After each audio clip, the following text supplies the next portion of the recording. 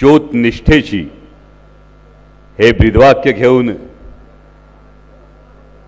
जे शिबिर आयोजित केले त्याला उपस्थित असणारे देशाचे नेते आदरणीय शरदचंद्रजी पवार साहेब, प्रदेशाध्यक्ष जयंतजी पाटील साहेब, महासंसदरत्न खासदार सुप्रियाताई सुळे, उपस्थित सगळेच मान्यवर, कारण वेळेचं बंधन याची पुरेपूर कल्पना आहे आणि भाषणाच्या सुरुवातीलाच माध्यमांना कल्पना देतो की भगवान गौतम बुद्धांनी दिलेला उपदेश आमच्या स्मरणात आहे. उपाशी पोटी उपदेश देता येत नाही. जेवणाच्या वेळा झालेल्या आहेत, त्यामुळे जे शिकले ते आधी अंमलात आणलं पाहिजे. त्यामुळे पदाधिकाऱ्यांनी याची अजिबात काळजी करू नका की माणसं जेवायला गेल्यामुळे जर खुर्च्या रिकाम्या असतील, फक्त 2 दिवसानंतर यूट्यूबवर या भाषणाचे व्ह्यूज बघायला विसरू नका, कारण जे आपण सोशल मीडियात शिकलोय ते आपल्याला पोचवावं लागणार आहे. मी प्रदेशाध्यक्ष जयंत पाटील साहेबांचा मनापासून आभार मानतो या टॅगलाईनसाठी, कारण ज्योतीनं ज्योत पेटत जाते आणि आसमंत उजळून निघतो. त्यामुळे या शिबिराकडे अनेकांचे डोळे लागलेले आहेत, अनेकांचे कान लागलेले आहेत. ज्यांचे डोळे लागलेले आहेत त्यांचे डोळे नक्की दिपतील आणि ज्यांचे कान लागलेले आहेत त्यांचे कान. कुसुमाग्रजांची स्वातंत्र्य देवतेची विनवणी आहे, त्यातल्या ओळींनी त्यांच्या कानठळ्या बसतील. सूर्यकुळाचा दिव्य वारसा प्रिय पुत्रांनो तुम्हा मिळे. वारसा कुणाचा होता लक्षात ठेवा. सूर्यकुळाचा दिव्य वारसा प्रिय पुत्रांनो तुम्हा मिळे. काळोखाचे करू न पूजन, व्रत घुबडांचे करू नका. या ओळींनी कांठळ्या ज्यांच्या बसणार आहेत. असं व्हायला नको. जे घडलं प्रत्येकाला खंत आहे त्याची, पण कसं होतं, हे का झालं कसं झालं, अनेक जण खासगीत सांगतात महबूब भाई हे का झालं कसं झालं कळलंच नाही गुजराती साहेब. कारण बर्फात हात घातल्यानंतर संवेदना बधीर होतात, जाणीवा बधीर होतात. बर्फात हात घातल्यानंतर हा सर्वसामान्यांचा नियम होता. आता बर्फाचं स्पेलिंग आहे आईस. त्यामुळे नक्की कोणत्या आईसमुळे, ताई आमच्या कायम सांगतात आईसचा नवीन फुल फॉर्म काय? I for, C for, E for. मी काहीच म्हणालो नाही, तुम्ही म्हणालात. मी फक्त एवढं सांगितलं, बर्फानी संवेदना बधीर होतात. त्यामुळे असं का घडलं, कशामुळं घडलं हे कुणाला सांगता येत नाही. पर ये दुनिया की कड़वी सच्चाई है. ये दुनिया की कड़वी सच्चाई है कि हमारी आंखें वही लोग खोल देते हैं. ये दुनिया की कड़वी सच्चाई है कि हमारी आंखें वही लोग खोल देते हैं जिन पर हम आंख बंद करके भरोसा करते हैं. पण हे शिबिर आहे, लढण्याचं शिबिर आहे. हे रुदाली नाही. का झालं कसं काय झालं हे सांगत बसण्याचं कारण नाही, दोषारोप करण्याचं कारण नाही. कारण भारत आंबेंची एक फार महत्वाची कविता आहे जी अगदी चपकल बसते. रामकृष्ण ही आले गेले त्यांच्या विन जग का ओसच पडले. राहील काय अंतराय मी जाता राहील काय काय जन पळभर म्हणतील हाय हाय. त्यामुळे ते जनभर जे पळभर हाय हाय म्हणायचं होतं हे म्हणून झाले आणि आता लढण्याची तयारी करण्यासाठी, कंबर कसण्यासाठी आपण एकत्र झालो. मला परवा एकाने विचारलं हे नेमकं का घडलं, कसं घडलं. म्हटलं थोडं इतिहासात डोकावून बघावं लागेल. इतिहासात जेव्हा आपण डोकावतो, 350 वर्षांपूर्वी महाराष्ट्राचा इतिहास हा छत्रपती शिवाजी महाराजांशिवाय पूर्ण होत नाही. 350 वर्षांपूर्वीच्या इतिहासात जेव्हा आपण डोकावतो तेव्हा आदिलशाही होती, मुघलशाही होती, निजामशाही होती. भले भले मोठमोठे सरदार होते, पराक्रमी होते, वतनदार होते. तलवारीला प्रत्येकाच्या धार होती, मनगटाच्या प्रत्येकाच्या ताकद होती. पण माना मात्र मुघलशाही समोर, आदिलशाही समोर झुकलेल्या होत्या, कारण प्रत्येकाला आपली वतन वाचवायची होती. म्हणून जर तुम्ही शाह्यांमध्ये असलेलं सैन्य बघितलं तर प्रत्येक शाहीकडे असणारं सैन्य हे वतनदारांचं सैन्य होतं आणि छत्रपती शिवाजी महाराजांकडे असणारे निष्ठावान मावळे होते. त्या निष्ठावान मावळ्यांसमोर बोलताना आज ही बोलण्याची संधी दिली त्याबद्दल मी मनापासून पक्षाचे आभार मानतो. यातलंच एक उदाहरण आहे अफजल खानाच्या स्वारीचं. अफजल खान स्वराज्यावर चालून आला. जेव्हा अफजल खान स्वराज्यावर चालून आला, तुळजापूरच्या मंदिराला, अभिजित आबा, तुळजापूरच्या मंदिरावर अफजल खानानं आक्रमण केलं, तेव्हा अफजल खानाच्या सैन्यात नाईकजी पांढरे होते, मंबाजी भोसले होते, बाजी घोरपडे होते, एक एक मातब्बर सरदार होते. जेव्हा अफजल खानानं घन उचलला तेव्हा या प्रत्येक सरदाराचं रक्त सळसळत होतं, प्रत्येकाचं मनगट शिवशिवत होतं, प्रत्येकाचा श्वास फुलला होता, पण बोलायची कोणालाच हिम्मत झाली नाही, कारण पाठीवर वतनदारीची झूल पांघरली होती. इतिहास कशी पुनरावृत्ती करतो ते बघा. जेव्हा अफजल खानानं घन उचलला तेव्हा पाठीवर वतनदारीची झूल पांघरली होती, म्हणून एकालाही बोलायची हिम्मत झाली नाही. इतिहासाची पुनरावृत्ती बघा. वेदांता फॉक्सकॉन गेला, डायमंड बोर्स गेला, पाणबुडीचा प्रकल्प गेला, महानंदाच्या बाबतीत हीच गोष्ट झाली, कांद्याची निर्यात बंदी झाली, पण महाराष्ट्रातल्या एकाही नेत्याला मान वर करून केंद्राला विचारण्याची हिम्मत झाली नाही, आमच्या ताटातलं का हिसकावून घेताय. कारण वतनदारीची झूल जी पांघर, ही झूल आपल्याला जनतेपर्यंत न्यावी लागेल. कारण जर लाचारीनं मान झुकवली तर नजरेला नजर देण्याची हिम्मत उरत नाही. अनेक जण माध्यमांमधून आपण ऐकतो, कुणीतरी सांगतं हिंदुत्वासाठी, कुणीतरी सांगतं विकासासाठी. प्रत्येकाचं आपापलं वर्जन आहे, प्रत्येकाचा आपापल्या वर्जनाचा आपण आदर करू. पण महाराष्ट्रासमोरचं जे उदाहरण आहे ते महाराष्ट्रातल्या तरुणांनी आधी लक्षात ठेवलं पाहिजे. जेव्हा छत्रपती शिवाजी महाराज आग्र्याला औरंगजेबाच्या दरबारात उभे होते तेव्हा औरंगजेबाच्या मनात होतं, छत्रपती शिवाजी महाराजांनी जर मांडलिकत्व पत्करलं तर छत्रपती शिवाजी महाराजांना दख्खनची सुभेदारी देऊ. हा दख्खनचा जो सुभा होता, हा दख्खनचा सुभा छत्रपती शिवाजी महाराजांच्या स्वराज्याच्या 2.5 ते 3 पट होता. कितीतरी पटीनं ऐश्वर्य संपन्न होता, कितीतरी पटीनं आकारानं मोठा होता. संघर्षाची गरज नव्हती, मुघलांची तलवार मानेवर येणार नव्हती, ऐशो आरामाचं सुखाचं जीवन होतं. छत्रपती शिवाजी महाराजांनी मांडलिकत्व पत्करलं नाही, त्यांनी तत्वांसाठी लढणं पत्करलं. आणि म्हणून आज 350 वर्षानंतर आपण नाव घेतो ते छत्रपती शिवाजी महाराजांचं घेतो. आणि त्या वाटेनं आपण चाललो आहोत. मॅनेजमेंटमध्ये एक तत्व आहे स्वॉट ॲनालिसिस. जेव्हा आपण आपल्या संघटनेचं स्वॉट ॲनालिसिस करतो, हे थोडं बौद्धिक आहे पण हे गरजेचं आहे. कारण बौद्धिक शिबिरांचा मक्ता फक्त त्यांनीच घेतला अशी काही गरज नाही. पण स्वॉट ॲनालिसिस ज्यावेळी आपण करतो तेव्हा स्वॉटचा अर्थ आधी सांगतो. एस म्हणजे स्ट्रेंथ, आपली ताकद ओळखा. डब्ल्यू स्टँड्स फॉर वीकनेस, आपली कमकुवत बाजू ओळखा. ओ म्हणजे ऑपॉर्च्युनिटी, पहिला टी म्हणजे थ्रेट आणि शेवटचा टी म्हणजे टार्गेट.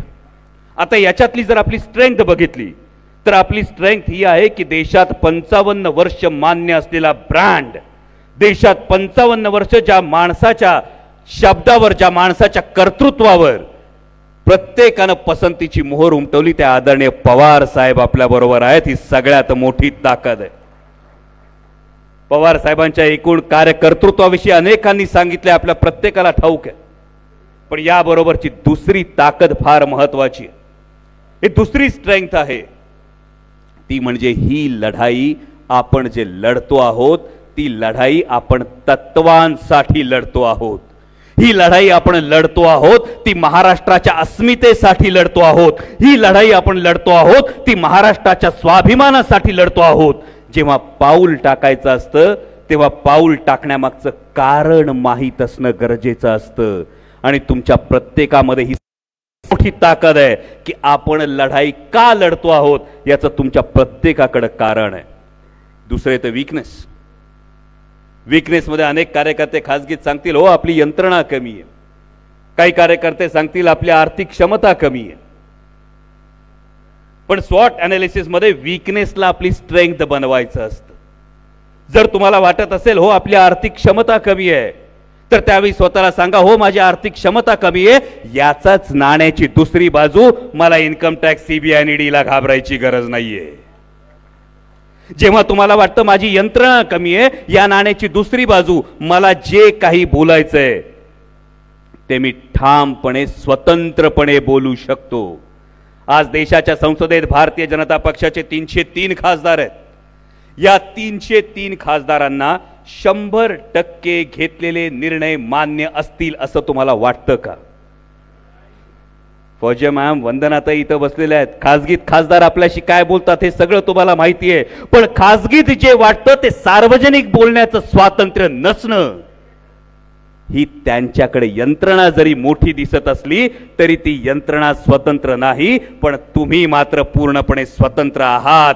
त्यामुळे जरी यंत्रणा कमी वाटत असली तरी स्वतंत्र यंत्रणा ही कैक पटीनं मोठ्या असलेल्या यंत्रणेच्या ताकदीची असते. तिसरी गोष्ट ऑपॉर्च्युनिटी. काल जयंत पाटील साहेबांनी सांगितलं, मागच्या रांगेत बसलेले अनेक जण पुढच्या रांगेत आले. जयंत पाटील साहेब, आमच्या भाषेत सोपं सांगतो, पालखी वाहणाऱ्यांना आता पालखीत बसण्याची संधी चालून आली आहे ना, आता आम्ही सोडणार नाही. त्यामुळे पालखी वाहणाऱ्यांना पालखीत बसण्याची जी संधी येते, वर्षानुवर्ष जातात, टाचा घासल्या जातात, चपला घासल्या जातात, पण ही संधी मिळत नाही. आता या संधीचं सोनं करणं तुमच्या प्रत्येकाच्या हातात आहे. नंतर येते थ्रेट, धोका. काय पराभव तर आपला होत नसतोय, कोणी काही बी बोलू दे, मार्जिन थोडंफार कमी होईल. व्यक्तिगत नाही, पक्षाचं बोलतोय, व्यक्तिगत नंतर येतो. मार्जिन थोडंफार कमी होईल असं जर वाटत असेल, ज्याच्या मनात भीती येईल त्यांनी फक्त एक स्वतःला सांगावं, पिंजऱ्यातल्या पोपटाकडे जाऊन जर बघितलं तर पिंजरा जरी सोन्याचा असला ना, तरी सोन्याच्या पिंजऱ्यातल्या पोपटापेक्षा झाडाच्या फांदीवर गाणारा पोपट हा जास्त महत्वाचा ठरतो. आणि शेवटी राहतं ते टार्गेट. हे टार्गेटचे, हे टार्गेट राष्ट्रवादी काँग्रेस पक्षाचा विजय नाही, हे टार्गेट व्यक्तिगत उमेदवाराचा विजय नाही, हे टार्गेट महाराष्ट्राचा स्वाभिमान आहे, हे टार्गेट महाराष्ट्राची अस्मिता आहे. कारण गेली वर्ष 2 वर्ष तुम्ही बघत असाल, कुठल्याही निर्णयाविषयी महाराष्ट्र सरकार कधी बोलत नाही. मगाशी आमचा राहुल बैरट पोटतिडकीने इथं बोलत होता, एक शेतकऱ्याचं पोरग एवढ्या पोटतिडकीने येऊ शकतं, तर या शेतकऱ्याची व्यथा माझ्या महाराष्ट्राचे मुख्यमंत्री, माझ्या महाराष्ट्राचे उपमुख्यमंत्री का पोटतिडकीने दिल्लीला सांगू शकत नाहीत? हा प्रश्न शेतकऱ्यांच्या मनात आहे. आणि म्हणून ही लढाई कुणाची वैयक्तिक नाही, ही लढाई महाराष्ट्राच्या स्वाभिमानाची. आणि या सगळ्या लढाईमध्ये माझ्या माता भगिनींची भूमिका फार महत्वाची आहे. काल रोहिणीताई बोलत असताना रोहिणीताईंनी अनेक तुम्हाला आव्हानं केली, पण केवळ तुम्ही, या देवानं तुम्हाला सगळ्यात मोठं वरदान दिले माता भगिनींनो. मातृत्व, नेतृत्व आणि कर्तृत्व या तीनही गोष्टींचा संगम हा केवळ माता भगिनींमध्ये असतो. आणि याचा महाराष्ट्राला फार मोठा इतिहास आहे. मातृत्व असावं तर राष्ट्रमाता जिजाऊ मासाहेबांसारखं असावं, ज्या आईनं केवळ मुलगा वाढवला नाही तर त्या मुलाला सांगितलं, तत्वांसाठी लढायला तयार रहा. हे मातृत्व तुमच्यात असलं पाहिजे. जे कर्तृत्व असावं ते क्रांतिज्योती सावित्रीमाई फुल्यांसारखं असावं. आणि जे नेतृत्व असावं ते पुण्यश्लोक अहिल्याबाई होळकरांसारखं असावं. कारण माझी माता माऊली वाटली तर भाऊक हरणीसारखी वाटते, पण जेव्हा कुटुंबावर येतं ना दराडेताई, तेव्हा चवताळलेल्या वाघिणीसारखी असते. ती जेव्हा शांत असते तेव्हा लक्ष्मी असते, आणि जेव्हा भडकते तेव्हा ती दुर्गा होते. हे दुर्गेचं रूप तुम्हाला आता धारण करावं लागेल. मगाशी तुम्ही वैयक्तिक विषयी बोललात. मला अनेक पत्रकारांनी विचारलं काय नेमकं. आमचे अशोक बापू साक्षीदार आहेत. काही मोठ्या नेत्यांनी वक्तव्य केल्यानंतर भुसारा साहेब, मी मतदारसंघात फिरत होतो आणि मतदारसंघात फिरत असताना एका लग्न सोहळ्यात एक माता माऊली भेटली.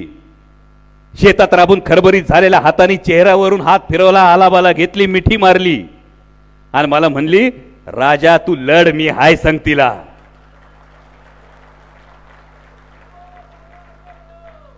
सर्वसामान्य घरातला मध्यमवर्गीय शेतकरी कुटुंबातला कार्यकर्ता आहे, पण जेव्हा माता माऊल्यांचा आशीर्वाद असतो ना, समोर कुठलंही आव्हान आलं तरी त्याला घाबरायची गरज नसते.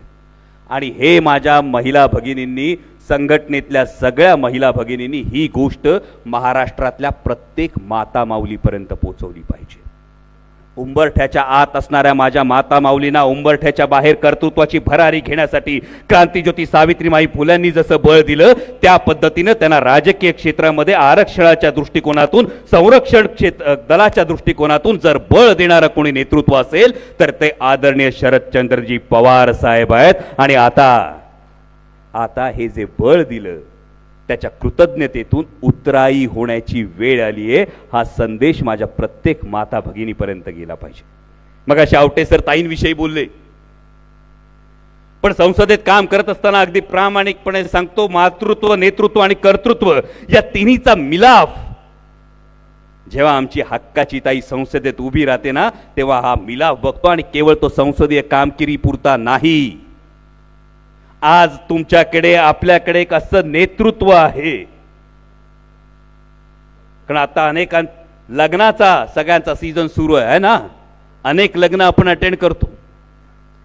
पहाडासारखा जरी बाप असला तरी सुद्धा लेकीची पाठवणी करताना बापाच्या डोळ्यात पाणी आलेलं आपण बघतो। आणि त्याच पद्धतीनं माझ्या बापावर जर संकट आलं तर पदर खोचून रणरागिणीचा अवतार घेणारी लेक सुद्धा आपण बघतो। त्या लेकीचं प्रतिनिधित्व जेव्हा जेव्हा वडिलांवर संकट येईल तेव्हा तेव्हा मी ठामपणे उभी आहे। हा महाराष्ट्रातल्या प्रत्येक लेकीला विश्वास जर कुणाकडून मिळत असेल तर तो आदरणीय सुप्रियाताईंकडून मिळतोय। मला आल्यानंतर विचारलं साहेब की आज भगवा कुर्ता घालून का आलाय, मला खरंच कळत नाही। म्हणजे राष्ट्रवादी काँग्रेस पक्षाच्या शिबिराला भगव्या रंगाचा कुर्ता घालून आलो तर विचारणाऱ्याच्या पोटात नेमकं काय दुखलं मला कळलं नाही। पण त्याला प्रामाणिकपणे हेच सांगू इच्छितो की हा भगवा कुणाची मक्तेदारी नाही, हा छत्रपती शिवाजी महाराजांचा भगवा आहे। हा बौद्ध भिक्खूंच्या चिवराचा भगवा आहे आणि हा माझ्या देशाच्या तिरंग्यातला भगवा आहे। आणि जेव्हा भगव्याचा विषय निघाला तेव्हा स्वाभाविक अनेक ठिकाणी चर्चा सुरू आहे, राम मंदिराची चर्चा सुरू आहे। राम मंदिराची चर्चा सुरू झाल्यानंतर अनेक जण त्याविषयी अनेक विधानं करतात आणि काही राजकीय पक्ष तर ही आमची मक्तेदारी असं म्हणतात।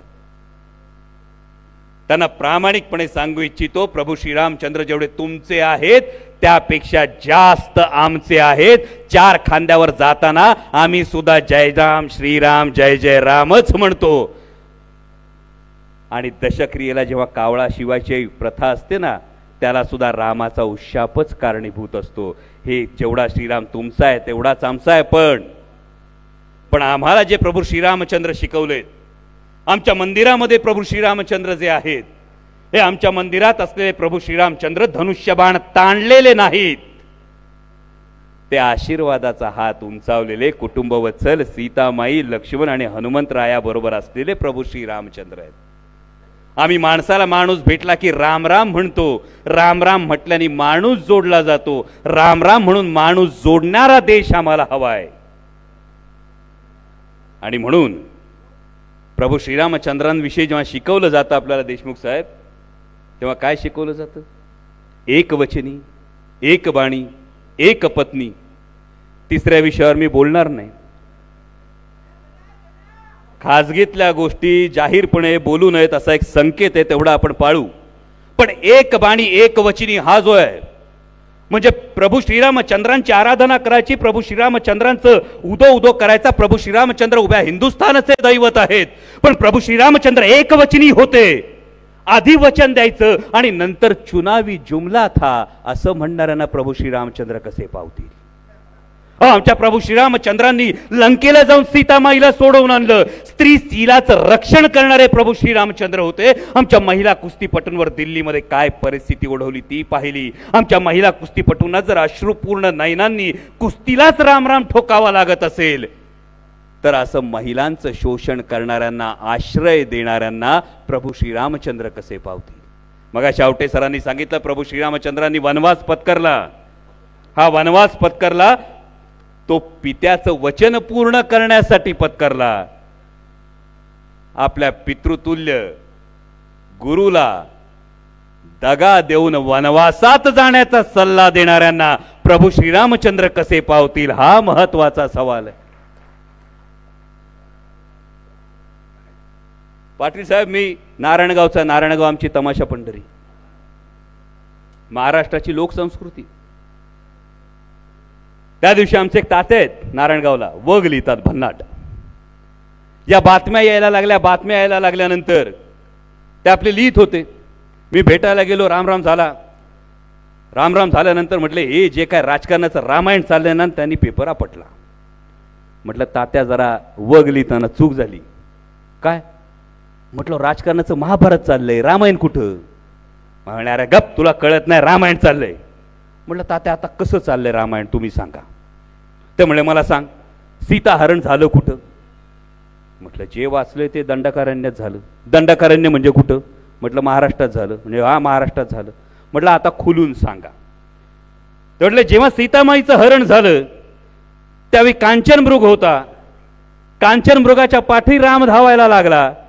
आता कांचनमृगाचं रूपडं बदललंय. कांचनमृगाला सोन्याचं कातडं नाही, त्याला 50 खोक्यांचं जाकीट घातलंय. आणि जसं कस्तुरी मृगाच्या बेंबीत कस्तुरी असतीये, त्या ईडी सीबीआय इन्कम टॅक्सच्या कारवायांपासून अभयाची कस्तुरी त्या कांचनमृगाकडे. रामायणात सीतामाईचं हरण झालं होतं. आत्ताच्या कलियुगात म्हणे महाराष्ट्रामध्ये पक्ष आणि चिन्हाचं हरण होतंय. म्हटलं तात्या, फक्त पक्ष आणि चिन्हाचं हरण होत नाही, माझ्या महाराष्ट्राच्या अस्मितेचं हरण होतंय. पण म्हणे रामायणात झालं काय पुढं? प्रभू श्रीरामचंद्र लंकेला गेले. लंकेला जात असताना समुद्र कसा ओलांडायचा हे बघायचं होतं. प्रश्न सगळ्यांना पडला होता. सोबत वानर सेना होती. म्हटलं या वानर सेनेचं काय? तात्यांनी सांगितलं, वानर सेना म्हणजे सगळ्यात साधी. त्यांच्याकडे हत्यारं नव्हती, शस्त्र नव्हती. समोर राक्षसांची सेना बलाढ्य होती.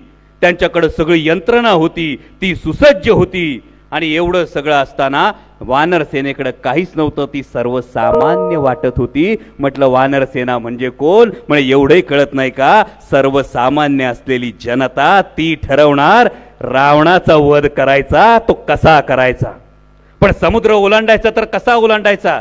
म्हणे रामायणामध्ये श्रीराम लिहिलं आणि दगड पाण्यावर तरंगले. सर्वसामान्य जनतेला भारतरत्न डॉक्टर बाबासाहेब आंबेडकरांनी संविधान दिलं आणि विषमतेच्या सागरावर सर्वसामान्य माणूस तरुण गेला. आणि म्हटलं सगळ्यात शेवटचं राहिलं, या वानर सेनेचं मनोधैर्य वाढलं. त्या हनुमंतानं जेव्हा उड्डाण केलं तेव्हा वानर सेनेचं मनोधैर्य वाढलं. ते मनोधैर्य कसं वाढणार? तेव्हा तात्यांनी सांगितलं, सर्वसामान्य प्रत्येक पक्षातला कार्यकर्ता जेव्हा कंबर कसून ताठ मानेने लढायला उभा राहील, ती प्रत्येकाची हनुमान उडी असेल. ती उडी घेण्यासाठी फक्त तुम्हाला विनंती करतोय, कलियुगातलं सुद्धा रामायण बदलू शकेल. त्यानंतर अनेक पत्रकारांनी विचारलं, पण याचं निमंत्रण मिळालंय का? आपल्यापैकी अनेकांना प्रश्न विचारला असेल. निमंत्रण आलं का? राम मंदिराच्या उद्घाटनाचं निमंत्रण आलं का? म्हणजे राम मंदिर होतं ही आनंदाची गोष्ट आहे, त्याच्या निमंत्रणाची कशाला वाट बघायची? कारण संत शिरोमणी सावतामाळी महाराज हे अरणला राहायचे. अरण पंढरपूर पासून फार जवळ होतं. अरण पंढरपूर पासून फार जवळ होतं तरी संत शिरोमणी सावता महाराज हे अरणला गेले नाहीत. तर त्यांच्या भक्तीमुळे, कारण कांदा मुळा भाजी अवघी विठाई माझी म्हणत कर्माला भक्ती मानणाऱ्या संत शिरोमणी सावतामाळी महाराजांना भेटायला पांडुरंग पंढरीवरून अरणला आले. जर हा आदर्श आपल्या समोर असेल तर कर्मामध्ये असणं हे जास्त महत्वाचं. आता आपण ऐकतोय अबकी बार 400 पार, ऐकलं ना? हा, ऐकलंय? काय वाटतं?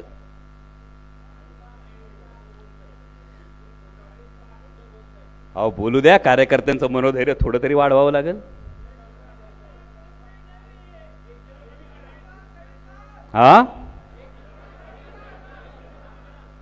अबकी बार 400 पार हा जो काय आवाज दिला जातोय हा केवळ आणि केवळ त्यांच्या कार्यकर्त्यांचं मनोधैर्य वाढवण्यासाठी दिला जातोय. याची खूणगाठ मनाशी बांधा. 2019च्या निवडणुकांचा आपण जर विचार केला तर फक्त 38% मतं ही भारतीय जनता पक्षाकडे आहेत. किती? फक्त 38% मतं. आणि आता जी इंडिया आघाडी बनते, या इंडिया आघाडीकडे असणाऱ्या मतांची टक्केवारी आहे ती 62% मतांची आहे. आणि 62% 38%पेक्षा कधीही जास्त असतात. आणि म्हणून कुठेतरी त्यांच्या कार्यकर्त्यांचं मनोधैर्य वाढवण्यासाठी ही परिस्थिती निर्माण केली जाते। देशात खालून सुरुवात करा। केरळमध्ये भारतीय जनता पक्ष आहे, तामिळनाडूमध्ये त्यांचं सरकार आहे, तेलंगणामध्ये त्यांचं सरकार आहे, कर्नाटकात त्यांचं सरकार आहे, आंध्रमध्ये त्यांचं सरकार आहे। खालून सगळा सुपडा साफ झालाय आणि आता महाराष्ट्राची भूमिका फार महत्त्वाची आहे। आणि ही महाराष्ट्राची भूमिका घेत असताना एक अत्यंत महत्त्वाची गोष्ट लक्षात घ्या। महाराष्ट्रातल्या सध्याच्या सत्ताधाऱ्यांची एकूण मानसिकता आपण पाहिली म्हणजे कापसाचा प्रश्न असेल, ऊसाचा प्रश्न असेल, सोयाबीनचा प्रश्न असेल, कांद्याचा प्रश्न असेल, दुधाचा प्रश्न असेल, तरुणांचे रोजगार पळवण्याचा विषय असेल, भारतीय जनता पक्ष, शिंदेंची शिवसेना आणि नवीन मित्रमंडळ यांचे मिळून देशाच्या संसदेत 39 खासदार आहेत। किती? महाराष्ट्रातल्या 48 खासदारांपैकी यांचे मिळून खासदार किती? हा लाकडा लक्षात ठेवा। किती? 39 खासदार आहेत। मागच्या 2 वर्षात या 39 खासदारांपैकी एकाने तरी महाराष्ट्राच्या प्रश्नाविषयी जर तोंड उघडलं असेल तर दाखवून द्या, वाटेल ती पैस हरू आपण। आणि म्हणून महाराष्ट्र हा विचार करतोय। 2019 निवडून दिले, त्यातले 39 खासदार निवडून दिले। या 39 खासदारांपैकी महाराष्ट्राच्या प्रश्नाविषयी एकही जण जर तोंड उघडणार नसेल तर 2024 ला यांना पाठवायचं कशाला? हा कळीचा मुद्दा आहे। आणि हा मुद्दा घेतल्यानंतर या पुढच्या काळामध्ये सेनापती बापटांचं जे कविता आहे, महाराष्ट्र मेला तर राष्ट्र मेले, का करावं लागणार आहे? हा गमतीने जेव्हा सांगतो 39 खासदार एकही वाक्य बोलत नाहीत, हा गमतीचा भाग जर सोडून दिला तर लोकशाहीमध्ये महाराष्ट्रासाठी ही लाजिरवाणी गोष्ट आहे की महाराष्ट्रातून निवडून गेलेले 39 खासदार जेव्हा महाराष्ट्रातला शेतकरी नाडला जातो, महाराष्ट्रातला उद्योगधंदा पळवला जातो, महाराष्ट्रातल्या तरुणाच्या नशिबी बेरोजगारी टाकली जाते, तेव्हा 39 खासदारांपैकी एकही जण अवाक्षर काढत नाही। ही शर्मेची बाब आहे। 48 पैकी 39 खासदार आणि ह्या महाराष्ट्राचा स्वाभिमान जाग होणं गरजेचं आहे। कारण महाराष्ट्र मेला तर राष्ट्र मेले, सेनापती बापटांनी सांगितलंय। महाराष्ट्र मेला तर राष्ट्र मेले, महाराष्ट्राविना राष्ट्र गाडा न चाले, खरा वीर वैरी पराधीनतेचा, महाराष्ट्र आधार हा भारताचा। एवढी मोठी जबाबदारी आज तुमच्या प्रत्येकाच्या खांद्यावर आहे आणि ही जबाबदारी घेऊन लढताना प्रत्येकाचा प्रश्न आहे। म्हणजे आमच्या अशोक बापूंसारखा शिलेदार असेल, महाराष्ट्र सरकार 5-5 NPA मध्ये असलेल्या कारखान्यांना शेकडो कोटींचं कर्ज देतं, पण NPAत नसलेल्या आमच्या घोडगंगा सहकारी साखर कारखान्याला केवळ संघर्षाची भूमिका घेतली म्हणून खड्यासारखं बाजूला केलं जातं। राजेश भैया टोपे असतील, बाळासाहेबजी पाटील असतील, जयंत पाटील साहेब असतील, भुसारा साहेब असतील, आमचे अभिजित आबा असतील, संदीप क्षीरसागर असतील, सगळे लढतायत। का लढतायत? कारण उद्याचा जेव्हा इतिहास लिहिला जाईल तेव्हा हा इतिहास लिहित असताना तुम्ही मान झुकवून शरण जाणाऱ्यांच्या गर्दीत होतात की ताठ मानेनं लढणाऱ्यांच्या सैन्यात होतात, हे इतिहास तुमची नोंद करेल। आणि म्हणून तुम्हाला प्रत्येकाला विनंती करतो, एक हात वर करा, स्वतःच्या पाठीवर ठेवा आणि शाबासकी द्या। ही शाबासकी यासाठी की महाराष्ट्र जिंकायला जेव्हा औरंगजेब आला होता ना, तेव्हा त्या औरंगजेबाला, काबूल ते बंगाल सल्तनत असलेल्या औरंगजेबाला महाराष्ट्र जिंकताना टाचा घासत इथं जीव सोडायला लागला होता। तो पराक्रम स्वराज्य रक्षक छत्रपती संभाजीचा होता। होय, स्वराज्य रक्षकच आजही म्हणण्याची ताकद आहे। आणि त्यामुळे तुम्ही प्रत्येकाचं अभिनंदन एवढ्यासाठी केलं की जेव्हा संघर्षाची वेळ आली तेव्हा शेपूट घालून पळून जाणाऱ्यांच्या भेकडांच्या गर्दीत तुम्ही नाही तर लढणाऱ्या वाघांच्या सेनेत तुम्ही सामील आहात, यासाठी तुमचं प्रत्येकाचं अभिनंदन। आणि जाता जाता समारोप करताना एवढंच सांगतो, ठणकावून सांगा, काय भ्यायची गरज नाही कोणाला। हाय काय गमवायचं तर मला विचारलं सगळ्यांनी, अरे कशाला अंगावर घेतो? म्हटलं फार साधी गोष्ट आहे. ज्या भूमिका करतो त्या छत्रपती शिवाजी महाराज छत्रपती संभाजी महाराजांच्या करतो. जेव्हा माझी माता माऊली टीव्हीवर मालिका बघते ना, तेव्हा लेकराला सांगते ते बघते त्याच्यात दूध पितात ना, तू पण दूध पी. माझी माता माऊली लेकराला सांगते ते बघ टीव्हीवरचे संभाजी महाराज व्यायाम करतात ना, तू पण व्यायाम कर. जेव्हा प्रश्न आला बाजू कुठली निवडायची, तेव्हा स्वतःला प्रश्न विचारला, माझ्या माता माऊलीनं उत्तर काय द्यावं. माझी माता माऊली हे म्हणल, अरे ते बघ ते टीव्हीवर संभाजी महाराजांची भूमिका करतात, पण जेव्हा संघर्षाची वेळ आली तेव्हा स्वार्थासाठी मान खाली घालून गेले. हे मान्य नव्हतं म्हणून लढण्याची भूमिका घेतली. आणि म्हणून सांगतो, ठणकावून सांगा, गरीब असेन पण लाचार नाही.